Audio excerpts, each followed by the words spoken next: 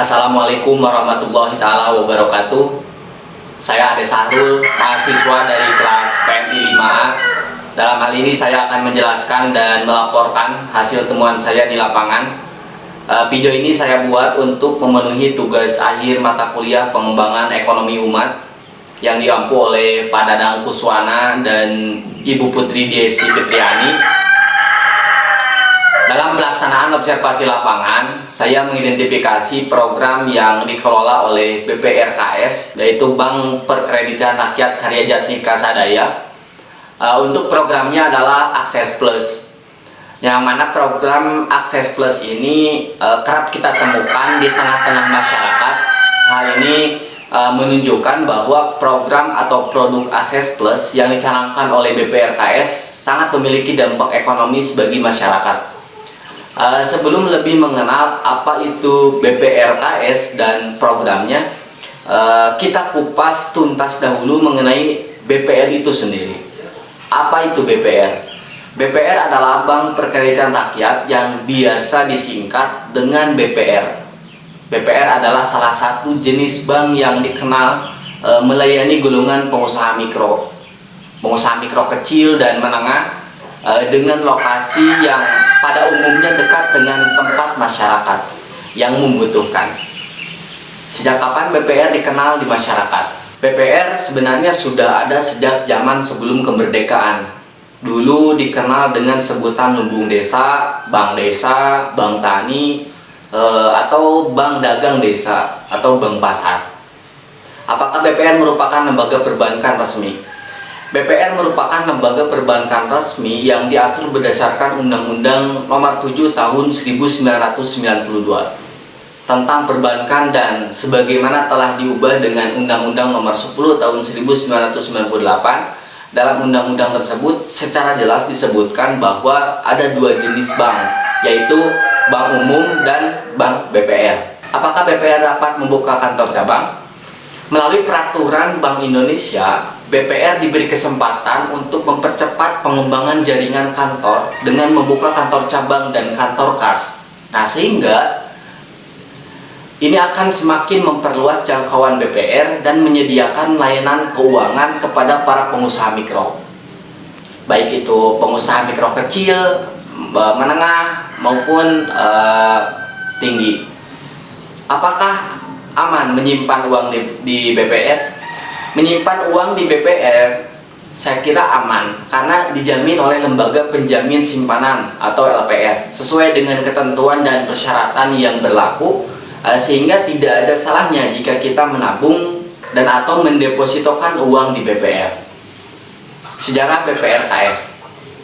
Jadi PT BPR Karya Jati Kasadaya ini berdiri pada tanggal 14 September tahun 90 berdasarkan akta pendirian yang dibuat oleh notaris, yaitu BPR ini berkedudukan di Kabupaten Bandung dengan modal dasar pada saat itu kira-kira berjumlah 250 juta rupiah.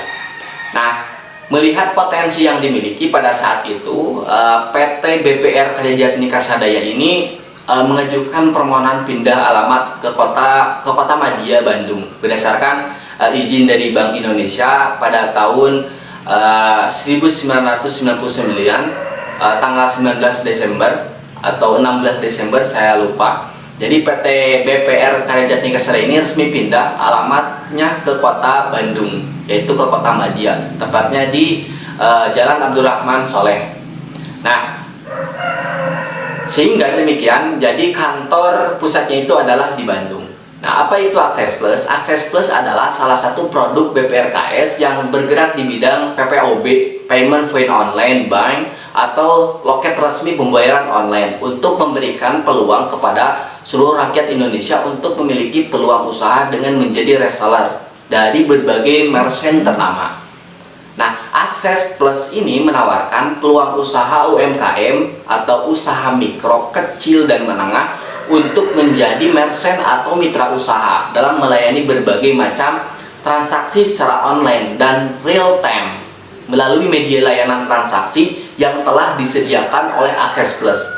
Nah, keuntungan yang didapat apabila kita menjadi salah satu penerima manfaat program tersebut, yaitu ketika kita diposisikan sebagai mitra usaha. Keuntungannya adalah fee based income. Lalu yang kedua cross selling, lalu yang ketiga produk, dan yang keempat adalah media promotion. Lalu ketika menjadi kita sebagai masyarakat, yaitu kita dimudahkan dalam melakukan semua transaksi dimanapun dan kapanpun. Jadi Akses Plus sendiri, Akses Plus itu mempunyai fitur yang sangat beragam. Salah satunya kita bisa melakukan transaksi pembayaran listrik, pembelian pulsa, dan melakukan tarik tunai antar bank. Biasanya income yang bisa kita peroleh adalah 3-5 ribu rupiah per transaksi. Jadi kemarin tuh ketika observasi di lapangan, saya pun mewawancarai masyarakat yang menjadi bagian dari program Akses Plus. Salah satunya adalah Asep Saipul.